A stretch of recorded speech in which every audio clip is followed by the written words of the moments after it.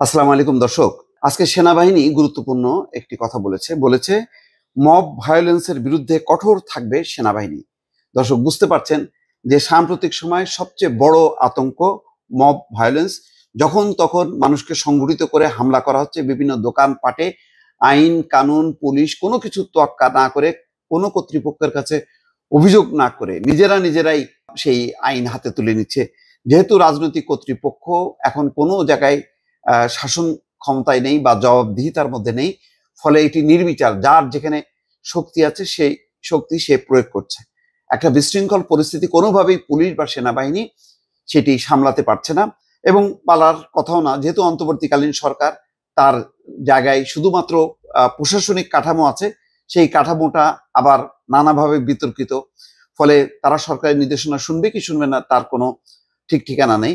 এই ক্ষেত্রে যেটা হয় যে রাজনৈতিক কর্তৃপক্ষ যদি থাকতো তাহলে অন্তত এটা নিয়ন্ত্রণ করা যেত। যাই হোক, এখন সেনাবাহিনী সিদ্ধান্ত নিয়েছে যে তারা আর মব ভায়োলেন্স কোনোভাবেই অ্যালাউ করবে না। এর আগে সেনাপ্রধান ওয়াকারুজ্জামান তিনিও কিন্তু বলেছেন যে মব ভায়োলেন্সকে আর অ্যালাউ করা হবে না। সেই কথাই বলছে সেনা সদর। কঠোর ব্যবস্থা নেওয়ায় মব ভায়োলেন্স কমে আসার কথা জানিয়েছে সেনা সদর। ইতিমধ্যে কিন্তু বেশ পদক্ষেপ নিয়েছে, বেশ কিছু ধরপাকড়ও করেছে, ফলে এখন কমে এসছে।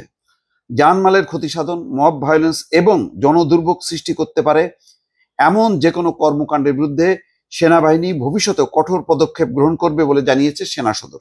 বৃহস্পতিবার দুপুরে ঢাকা অফিসার্স মেসে অনুষ্ঠিত এক ব্রিফিংয়ে সেনা সদরের military operations directorate colonel Mohammad Shafiqul Islam বলেন, মব ভায়োলেন্স জনদুর্ভোগ সৃষ্টিকারী যে কোনো পরিস্থিতির বিরুদ্ধে সেনাবাহিনী কঠোর পদক্ষেপ গ্রহণ করেছে এবং করবে। আমরা আগের তুলনায় মব ভায়োলেন্স অনেকাংশে কমিয়ে এনেছি।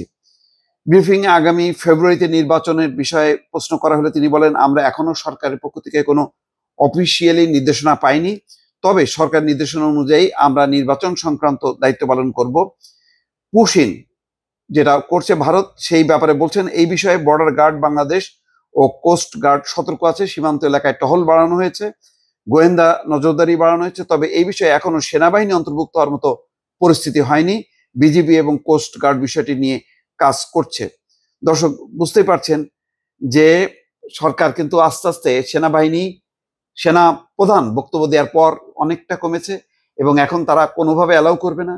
এবং নির্বাচনের ব্যাপারে যেটা সেনাবাহিনী বলেছে যে তারা একটা ভালো নির্বাচন করবে, এবং যে কোনো মূল্যে যদি ভাগ ভাগ করে 50টা আসন করে যদি ভাগ করেও নির্বাচন করতে হয়, পূর্ণ নিরাপত্তা দিয়ে তারা কঠিনভাবে এই নির্বাচনটা করবে, যাতে একটা ভালো নির্বাচন হয়, যাতে অতীতের গ্লানি থেকে মুক্ত পাওয়া যায়। কিন্তু এই মুহূর্তে যেটি সবচেয়ে বড় সংকট ছিল মব ভায়োলেন্স, সেই মব ভায়োলেন্স সেনাপ্রধান হুঁশিয়ারি দেওয়ার পর কমেছে, এবং সেনাবাহিনীও কিন্তু ধারাবাহিকভাবে কিছু ব্যবস্থা নিয়েছে।